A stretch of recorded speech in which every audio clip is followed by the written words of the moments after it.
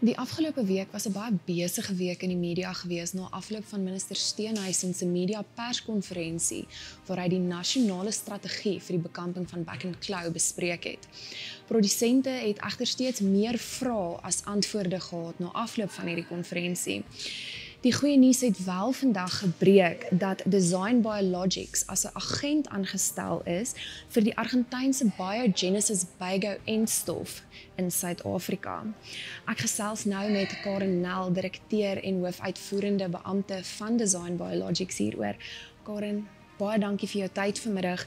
Die eerste ding wat ek by jou wil weet is, wat behels hierdie ooreenkoms van julle?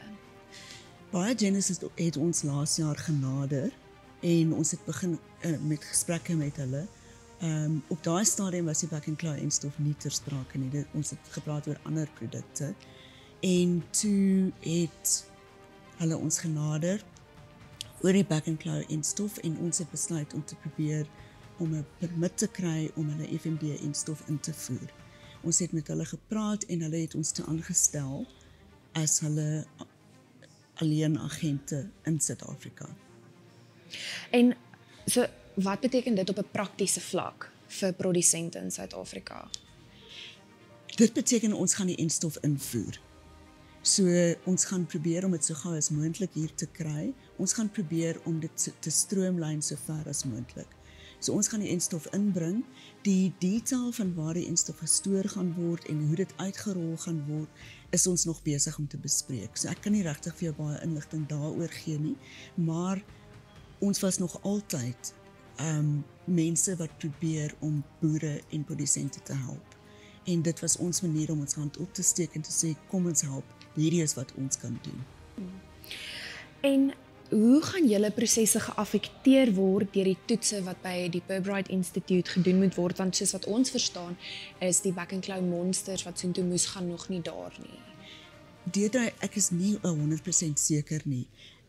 Die wat hulle noem vaccine matching is nog nie gedoen nie, uit die aard van die saak.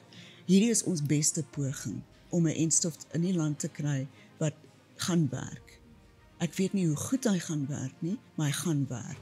Ons het al gekyk na Biogenesis se data in ander lande met kruisbeskerming van verskillende serotipes en so aan, en ons is redelik oortuig dat hulle enstof 'n baie goeie kwaliteit enstof is. So ons sal moet sien. En sê vir my, as ons nou kyk na 'n tydlyn, het julle al die nodige SAPRA permitte in plek en wanneer verwag julle die eerste enstof om dan in Suid-Afrika te land? Ons is besig om die SAPRA permit dokumentasie agter mekaar te kry. Ons beplan om dit vandag in te dien. Ek verstaan dat hulle sal vinnig beweeg om die goedkeuring te gee. So ons beplan om hopelik, as alles goed gaan, middel Februarie, die eerste miljoen dosisse van die enstof hier in Suid-Afrika te hê. Terwyl ons praat van die enstof, hoe werk hierdie enstof?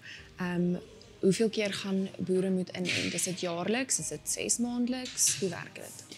Biogenesis se aanbeveling op hierdie stadium is met naïewe diere wat nog nooit geënt is nie, ent mens 1 keer en 6 maande later boost jy, en dan is dit jaarliks daarna. Diere wat al reeds geënt is dit jaarliks. So dis wat hulle aanbeveel, en hulle aanbeveling van 6 maande is juis omdat ons in 'n uitbraak is. So jy wil maksimum beskerming hê, of maksimum beskerming bied vir die diere. En ek weet, jy kan nou nog nie te veel sê nie, maar die belangrikste vraag en wat almal gaan vra en by julle gaan wil weet is, wat gaan dit kos? Wie dra die koste? En hoe gaan dit die produsent beïnvloed? Waar kry hulle dit? Die kostes dit is nie 'n goedkoop enstof om te maak nie. Hy word geprys in dollar. So hy gaan land, ek is nie seker teen watter prys nie. En dan moet versekering, vervoer, stoor, al daai moet bykom. Maar ons gaan poog om dit so goedkoop as moontlik vir die boere te maak. Wie gaan betaal daarvoor, is ek ook nie seker nie. Die staat moet sê hoe dit gaan werk.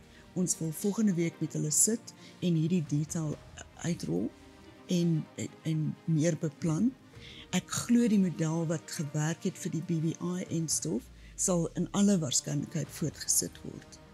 So dis ongelukkig die beste antwoord wat ek vir jou op hierdie stadium kan gee. Maar ons is hier om te help. Ons beskou hierdie nie as 'n geleentheid om baie geld te maak nie.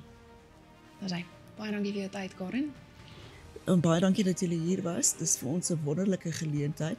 Ek hoop dat hierdie gaan 'n geleentheid wees om te wys dat die staat en industrie kan saamwerk in belang van landbou. Ons hoop ook so.